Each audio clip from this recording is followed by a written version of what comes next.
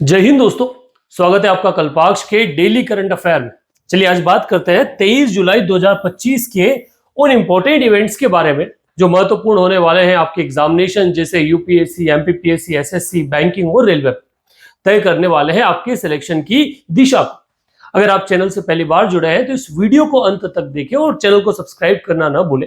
इस वीडियो से आपको क्लैरिटी मिल जाएगी कि किस तरह से न्यूज के आधार पर जो एमसीक्यूज है वो आपके एग्जामिनेशन में बनते हैं, क्वेश्चंस जो है वो पूछे जाते हैं। चलिए बिना देरी के शुरुआत करते हैं आज के पहले इंपॉर्टेंट न्यूज के बारे में जो निकल के आई जो ऑर्गेनिक एग्रीकल्चर है वहां से, जो ऑर्गेनिक खेती है वहां से, जहां पीआईबी पर एक एप्लीकेशन दिखा कि एग्रीकल्चर मिनिस्ट्री द्वारा इनिशिएटिव्स लिए गए हैं ऑर्गेनिक और क्लाइमेट स्मार्ट फार्मिंग को बढ़ावा देने के लिए।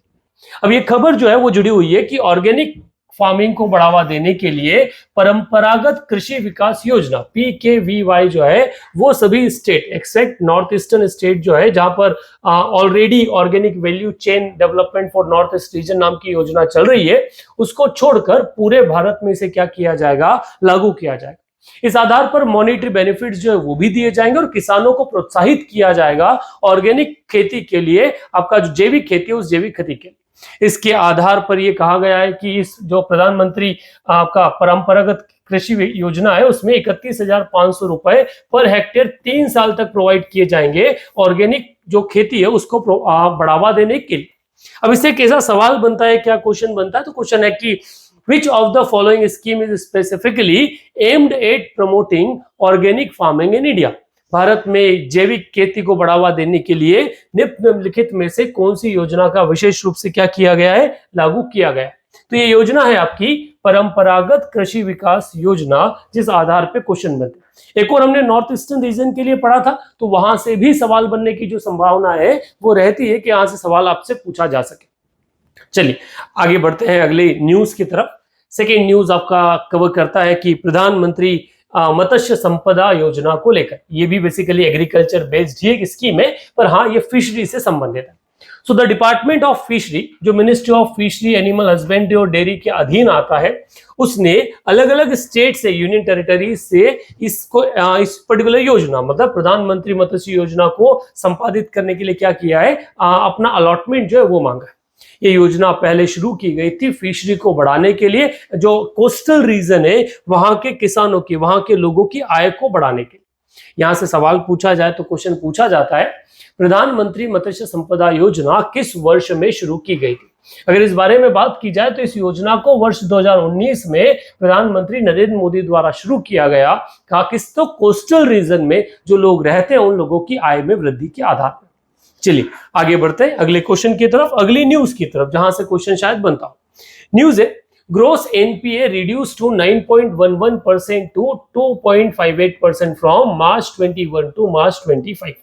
एनपीए नॉन परफॉर्मिंग असेट, बैंकों का ऐसा लोन जो लंबे समय से क्या चल रहा है, डेब्ट के रूप में कन्वर्ट हो गया, परफॉर्म नहीं कर रहा। जो बेड लोन बनने से पहले की जो कंडीशन है एनपीए, उसे आप नॉन परफॉर्मिंग असेट के रूप में जानते हैं। इस आधार पर देखा जाए तो 2021 में ग्रॉस एनपीए जो था वो कुल का 9.11% था, मतलब 6 करोड़ 16 लाख 616 करोड़ रुपए के आसपास, 6 लाख 16 करोड़ 616 करोड़ के आसपास ये अमाउंट हुआ करता था। इसमें एक डिक्रीज हमने over the period of time देखा और 2025 के आधार पर ये 2,83,650 करोड़ जा पहुंचा है, मतलब एक शार्प डिक्रीज हम लोगों ने एनपीए में देखा है।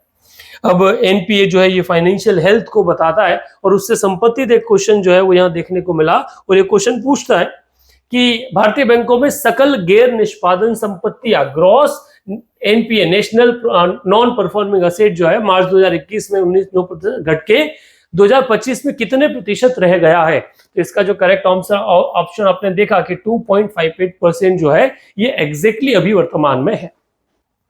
इकोनॉमी से संबंधित इस पर्टिकुलर टॉपिक से और भी क्वेश्चन बनता है, जैसे एनपीए के साथ साथ हो गया आपका कि बेड लोन क्या है। वर्तमान में भारत सरकार द्वारा बजट के थ्रू एक नई बैंक बनाई गई जिसका नाम रखा गया बेड बैंक, तो वहां से भी क्वेश्चन बनने की संभावना जो है वो प्रबल है। चलिए आगे बढ़ते हैं अगले न्यूज की तरफ। न्यूज है कि India achieved milestone of 6 crore screening under national sickle cell anaemia elimination mission. Bharat सरकार द्वारा प्रधानमंत्री नरेंद्र मोदी द्वारा एक मिशन लॉन्च किया गया जिसे कहा गया national sickle cell anaemia mission elimination mission. इस आधार पर वर्तमान में अभी तक कुल 6 करोड़ लोगों का क्या हो चुका है, स्क्रीनिंग हो चुका है एससीडी के अगेंस्ट में, और टारगेट रखा गया है 7 करोड़ का कि 7 करोड़ लोगों को स्क्रीन किया जाएगा और ये देखा जाएगा कि वो जो बीमारी है वो बीमारी आगे तो नहीं बढ़ी। ये बेसिकली मध्य प्रदेश, गुजरात, राजस्थान, तेलंगाना, कर्नाटक, उत्तराखंड वाली स्टेट में से क्या किया गया है, फिलहाल इसमें जांचा जा रहा है। और ये जो योजना है, इस योजना की शुरुआत की थी 1 जुलाई 2023 को प्राइम मिनिस्टर नरेंद्र मोदी और ये शहडोल मध्य प्रदेश से इसकी क्या की गई थी, शुरुआत की गई। तो ये कुछ क्वेश्चन यहाँ से जो है ये बनता है। अगर इस अनीमिया के बारे में, सिकल सेल अनीमिया के बारे में चर्चा की जाए तो ये एक ब्लड रिलेटेड डिजीज है, ब्लड डिसऑर्डर के रूप में जाना जाता है, जो इनहेरिट होता है परिवार से एक जीन से दूसरे जीन में, जिसके कारण जो शरीर है उस शरीर में धब्बे बनना स्टार्ट हो जाते हैं और उस कारण से जब दिमाग में धब्बे बनते हैं, ब्लड के थक्के बन जाते हैं, उससे कई सारे जो न्यूरो इश्यूज है वो जनरेट हो जाते हैं। ये बेसिकली ट्राइबल पॉपुलेशन में बहुत ज्यादा देखने को मिलता है। तो इसको खत्म करने के लिए ये जो मिशन है, इस मिशन की शुरुआत की गई थी कि ये जो पेनफुल कॉम्प्लिकेशंस है इनसे क्या किया जा सके, रीड आउट किया जा सके। तो इससे जुड़ा एक सवाल, What is the target year set by Government of India to eliminate sickle cell anemia under National Sickle Cell Anemia Elimination Mission? राष्ट्रीय सिकल सेल एनीमिया उन्मूलन मिशन के तहत भारत सरकार ने सिकल सेल एनीमिया को समाप्त करने का कौन सा लक्ष्य वर्ष निर्धारित किया है? तो ये टारगेट किया गया 2027 तक, 2027 तक वो इस पूर्ण रूप से क्या करना चाहते हैं, खत्म करना चाहते हैं। यहां से सवाल एमपीपीएससी, क्योंकि शेड्यूल से स्टार्ट हुआ है तो भी बनने का है, और बाकी क्योंकि ये जो सारे स्टेट जिनका नाम हमने लिया जो ट्राइबल एरिया पॉपुलेशन को कंटेन करते हैं, वहां पर भी इससे संबंधित सवाल जो है वहां के एग्जामिनेशन में पूछे जा सकते हैं। चलिए आगे बढ़ते हैं अगले क्वेश्चन की तरफ। इंडिया इमर्ज, अगली न्यूज है, India emerge as the largest importer of palm oil seeds. जो पाम ऑयल सीड होता है उसका लार्जेस्ट इंपोर्टर कौन रहा है, इंडिया रहा है। ये बात कहां से, मलेशिया से रहा है। 2023 में उसने इस बारे में बताया।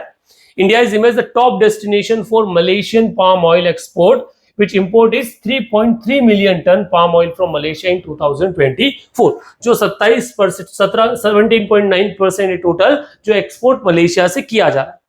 भारत सरकार द्वारा एक मिशन चलाया गया जिसे कहा गया national mission on edible oils, that is old oil पॉम। और इंडिया का एक मन है कि यह मिशन है कि वो क्या करना चाहता है, जो पाम ऑयल है, जो सीड्स है, उनका कल्टीवेशन 1 मिलियन हेक्टेयर तक करना चाहता है 2025-26 तक। इसके लिए उन्होंने अलग अलग स्टेट्स पे टारगेट करना स्टार्ट किया है, और महत्वपूर्ण उन्होंने आंध्र प्रदेश वाली जो स्टेट है उस पर क्या किया है, फोकस किया। सवाल इसी से निकल कर आता है कि विच Indian state is being promoted for domestic oil palm cultivation under national mission on edible oils. राष्ट्रीय खाद्य तेल मिशन ऑयल पाम के तहत भारत में किस घरेलू राज्य में पाम उत्पादन के लिए बढ़ावा देने पर सरकार जोर दे रही है? तो वो स्टेट है आपका आंध्र प्रदेश, जहां पर इसके लिए अधिकतम प्रयास जो है वो किए जा रहे हैं। चलिए आगे बढ़ते हैं अगले क्वेश्चन की तरफ। एंड द न्यूज कि इंडियन आर्मी ने एक नया जो अपाचे हेलीकॉप्टर है उसको क्या किया है, रिसीव किया है। ये भारत सरकार द्वारा एयरफोर्स में पहले इंड्यूस किया जा चुका है, अब इसको इंडियन आर्मी को भी दिया गया है, और इस आधार पर आर्मी की जो कैपेबिलिटी है उनमें एक इंक्रीज मिलेगा। बेसिकली इसको यूनाइटेड स्टेट्स ऑफ अमेरिका से जो हिंडन एयरफोर्स स्टेशन गाजियाबाद है वहां इसे लाया गया। इसके बाद में इसको कहा जो 451 आर्मी एविएशन स्क्वाड्रन है, ठीक है, नागत तला जो आपका जोधपुर के पास राजस्थान में, वहां पर इसे क्या किया जाएगा, लॉन्च किया जाएगा। सो इस आधार पर इससे एक जुड़ा सवाल है कि ये जो अपाचे हेलीकॉप्टर है ये किस कंपनी द्वारा बनाया गया है? भारतीय वायुसेना या भारतीय आर्मी द्वारा प्राप्त अपाचे AH-64E हेलीकॉप्टर मुख्य रूप से किस कंपनी द्वारा निर्मित किया गया है? तो इसे निर्मित किया गया बोइंग द्वारा। So C is the correct option for question number 6।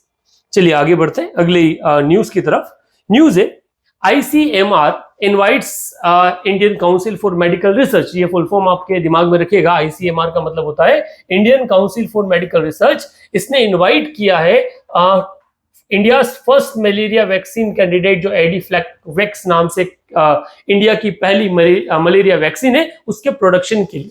So the ICMR has invited expression of interest from eligible companies for manufacturing about the transfer of technology for commercial production of एटफ्लेक्सिवैक्स नाम की जो malaria disease है उसको लेकर, malaria को लेकर ये भारत सरकार द्वारा बनाई गई पहली इंडिजीनियस डेवलप वैक्सीन के रूप में इसे क्या किया जा रहा है, जाना जा रहा है। इससे संबंधित क्वेश्चन अगर देखा जाए तो क्वेश्चन है कि which species of the parasite is primarily responsible for most severe cases of malaria in India? Bharat में मलेरिया में सबसे गंभीर मामलों में मुख्य रूप से कौन सी परजीवी प्रजातियां जिम्मेदार है? प्लाज्माडियम विवेक्स, प्लाज्माडियम मलेरिया, प्लाज्माडियम फ्लैक्सीपेरम और प्लाज्माडियम ओविल। इनमें से कौन सा आपका ऐसा केस है जिससे ज्यादा मलेरिया आपके यहाँ ट्रांसफर होता है? तो आपका प्लाज्माडियम फ्लैप्सी पैरम नाम से जो एक ब्रांड हो, तो मींस एक आपका जो स्पीसीज होता है जो इसके लिए महत्वपूर्ण रूप से जाना जाता है। इससे जुड़ा एक और क्वेश्चन है, what is the name of India's programme to control and eliminate malaria and other vector borne diseases? Bharat में मलेरिया और अन्य वेक्टर जनित रोग को नियंत्रित करने और समाप्त करने के लिए किस योजनाओं को संचालित किया जा रहा है?